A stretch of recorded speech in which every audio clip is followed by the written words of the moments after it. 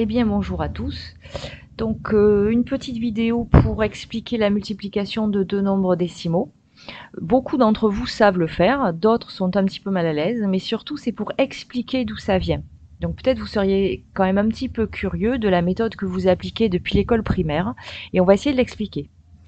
Donc on rappelle la méthode. Donc pour effectuer la multiplication de deux nombres décimaux, c'est-à-dire deux nombres qui sont écrits avec une virgule, eh bien on effectue d'abord la multiplication sans tenir compte des virgules et ensuite on place la virgule dans le produit en utilisant la méthode que l'on va décrire, c'est-à-dire une espèce de comptage, d'accord, de décimales.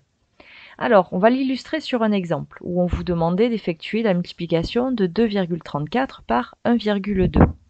Donc on pose l'opération. Et aucune importance que vous n'alignez pas les virgules, hein, c'est-à-dire les unités sous les unités. Dans la multiplication, ça n'a strictement aucune importance. Alors ce que l'on vous dit, c'est d'effectuer d'abord, sans tenir compte des virgules, votre multiplication. Donc, c'est ce qu'on fait. On va voir. Donc si on ne met pas les virgules, on a ça.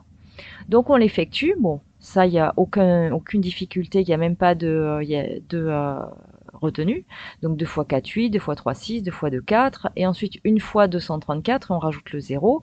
On effectue notre addition et ça nous donne 2808. Et on observe ce qui s'est passé entre ici l'écriture de gauche et l'écriture de droite. Eh bien, on s'aperçoit par exemple que de 1,2 à 12, en fait, ce qu'on a fait, c'est multiplier par 10. D'accord? Puisqu'on a décalé de 1 rang.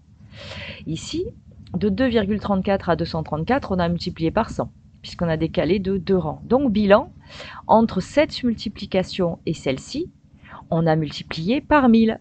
Donc, pour revenir au résultat que nous souhaitions, ça, eh bien, il faut diviser par 1000 le résultat que l'on trouve ici avec des entiers. C'est-à-dire, finalement, qu'est-ce que ça revient à faire, et c'est la méthode que vous utilisez depuis longtemps. Vous comptez vos nombres de décimales. Ici, vous en avez 2. Vous en ajoutez une, pardon, vous en avez donc 3.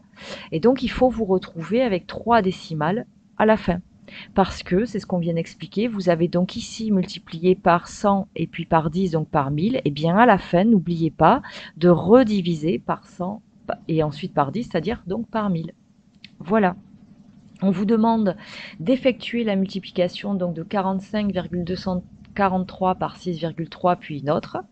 Alors on va en faire la première rapidement. Donc vous écrivez votre 45,243, vous faites votre multiplication par 6,3. Comme je vous l'ai dit, aucune importance que les virgules ne soient pas alignées dans la multiplication. Donc en avant. Alors, 3 fois 3, 9, pas de retenue. 3 fois 4, 12, 2 et je retiens 1. 3 fois 2, 6 et 1, 7. 3 fois 5, 15, je pose le 5, je retiens 1. 3 fois 4, 12 et 1, 13. Ensuite, en avant, à faire avec le 6. Et on décale, on n'oublie pas de décaler les unités ou bien de rajouter un 0. Donc, 6 fois 3, 18. 8 et je retiens 1. 6 fois 4, 24 et 1, 25, donc 5 et je retiens 2.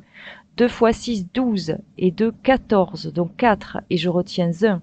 5 fois 6, 30 et 1, 31, donc je pose le 1, je retiens 3. Et enfin, 6 fois 4, 24 et 3, 27. J'effectue ensuite l'addition. Normalement, aucune difficulté. Le 9, 10, donc 0, je retiens 1. 5 et 7, 12 et 1, 13, 3, je retiens 1. 5 et 5, 10, 0 et je retiens 1. 3 et 2, 5, 7 et 1, 8 et 2. Donc ensuite, on n'oublie pas de compter nos décimales. Donc on en a 1, 2, 3 et 1, 4. On décale donc de 1, 2, 3, 4 rangs. Et ainsi, le résultat de votre multiplication, c'est 285,0309. Alors vous avez aussi un moyen de vérification qui est ce qu'on appelle des ordres de grandeur.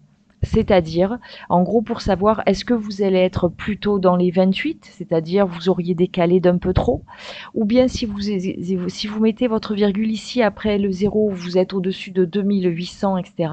Donc c'est bien des fois de savoir dans quels ordres de grandeur vous êtes.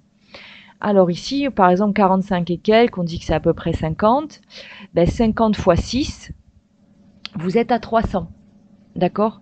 Puisque 5 fois 6, 30 et on rajoute le 0. Donc c'est ça. On est quand même on est proche de l'ordre de grandeur 300 en étant à 285. D'accord? Ensuite, le suivant, Ben ça, je vous laisse le faire tout seul. Voilà le résultat que vous devez trouver. Donc 70,0935. Pareil, en termes d'ordre de grandeur, ici en gros vous êtes autour de 10, ici vous êtes à 5 et quelques, donc vous êtes en gros au-dessus de 10 fois 5, c'est-à-dire 50. Donc c'est ça, vous êtes à peu près à 70, c'est-à-dire vous n'êtes pas à 7, vous n'êtes pas à 700. En termes d'ordre de grandeur, évidemment, la virgule se met après le 70. Voilà, à bientôt.